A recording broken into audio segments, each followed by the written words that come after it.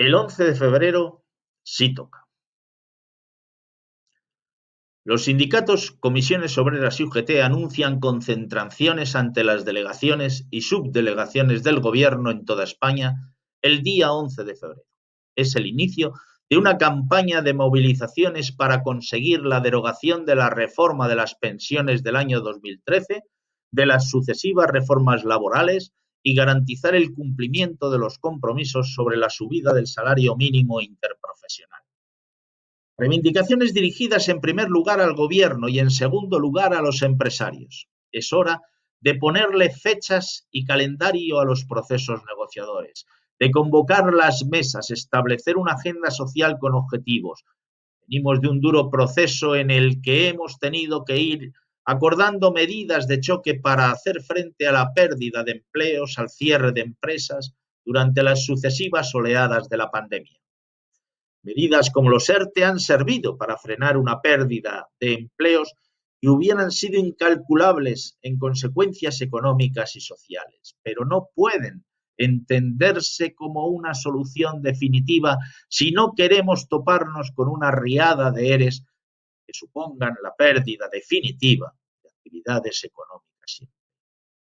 La principal obligación de gobiernos, empresarios y sindicatos en momentos tan difíciles como los que vivimos es estabilizar la situación económica de millones de personas que están siendo golpeadas por la pandemia en sus empleos y en sus condiciones de vida personales y familiares. Una estabilidad que pasa por acordar políticas y medidas que concedan cierta seguridad pese a la certeza de un futuro incierto. Seguridad de quienes sabemos que compartimos riesgos y problemas, pero también soluciones y responsabilidades. Una de esas medidas es la subida del salario mínimo interprofesional, porque no puede quedar en papel mojado el compromiso del Gobierno de cumplir la Carta Social Europea, alcanzando cuanto antes un salario mínimo interprofesional equivalente al 60% del salario medio neto. Otra de esas medidas es la derogación de la reforma laboral que ha conducido a un escenario de precariedad. Convierte en incierto, inseguro, inestable cualquier futuro profesional, que debilita la posibilidad de regular, negociar, alcanzar acuerdos, firmar convenios, poner en valor la negociación colectiva, establecer condiciones decentes en contratos cada vez más temporales y precarios. Todo el poder para el empresario en un momento en el que las condiciones de trabajo y las vidas de las familias trabajadoras son cada vez más duras. Todo el poder para incumplir el convenio, despedir con facilidad, flexibilizar las condiciones de trabajo, subcontratar sin controles, obligar a los trabajadores a convertirse en falsos autónomos. La tercera medida es dar seguridad y estabilidad al sistema de pensiones frente a quienes quisieran verlo entregado al negocio privado, y para ello necesitan debilitarlo, minimizarlo, precarizarlo.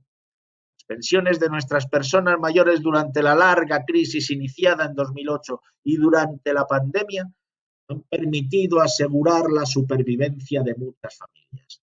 El derecho a una pensión digna es un derecho constitucional, como lo es el de la educación, la sanidad, el empleo o una vivienda digna.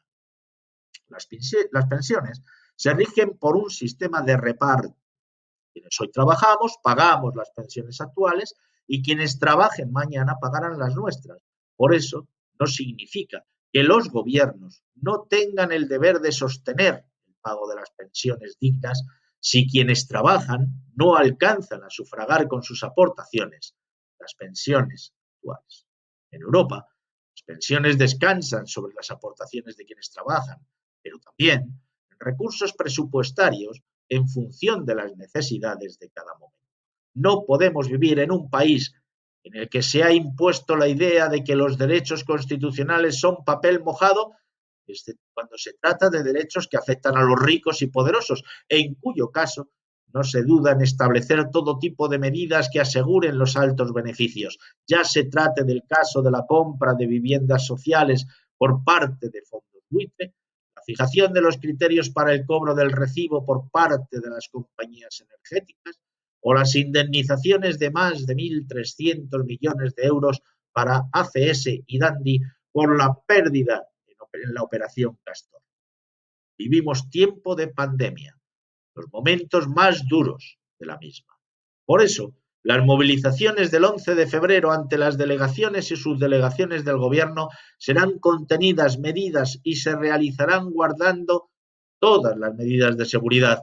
Al tiempo, irán acompañadas de artículos y acciones mediáticas tanto en las empresas como en redes sociales para difundir e impulsar los objetivos sindicales. Queremos que el Gobierno ponga en marcha la agenda social encaminada a cumplir los objetivos: la subida del salario mínimo interprofesional, la derogación de las reformas laborales, el futuro y la revalorización de las pensiones.